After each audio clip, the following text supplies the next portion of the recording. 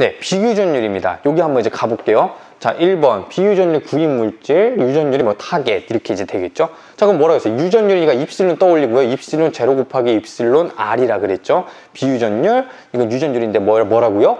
입실론 제로는 진공 상태에서. 문제에서 뭐라고 했어요? 비유전율이 9다. 아, 9배다. 의미가 뭐죠? 진공 상태 유전율보다 9배 더 전기를 잘 모은다. 이런 의미였어요. 넣어볼게요. 입실론 제로 곱하기 9배가 이제 되겠죠. 근데 문제에서 우리 입실론 제로 어떻게 외웠죠? 입실론 제로 88 올림픽 10에 뭐 마이너스 12 이렇게 이제 되겠죠. 자, 이렇게 그럼 8.85 곱하기 10의 마이너스 12승에다가 곱하기 9배다.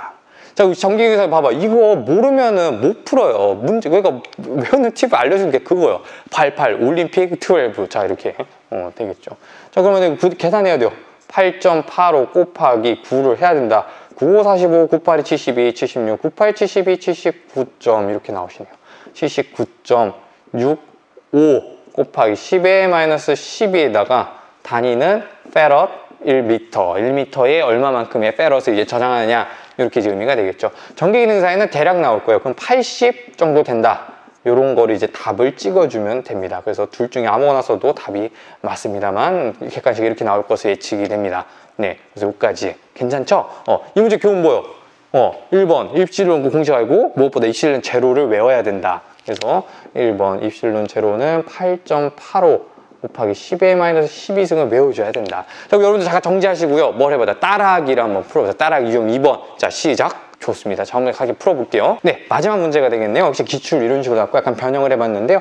자, 비유전율이 3인 물질에서 유전율이 얼마냐 타겟. 자, 뭐라고 쓰려고요? 입실론은 입실론 제로 곱하기 입실론 R이다. 비유전율이다. 진공 상태 유전율보다 몇 배 많니? 그죠? 문제에서 뭐래? 비유전율이 3일에 진공보다 3배 더 많이 모으는 거 이런 의미 해석 떠올리면서 입실론 제로 곱하기 3배가 이제 되겠죠. 자, 입실론 제로 뭐라고? 입실론 제로는 88 올림픽 10에 마이너스 12.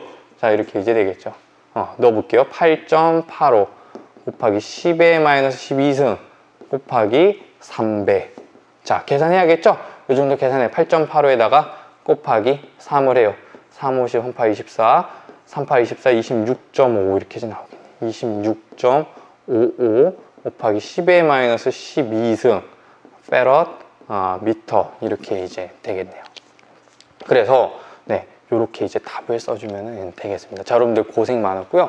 요렇게 이제 문제 푸딩 훨씬 낫죠, 그죠? 네, 요렇게 가지고 가시면 되겠습니다. 자, 여러분들 듣느라 고생 많았어요. 안녕히 계세요.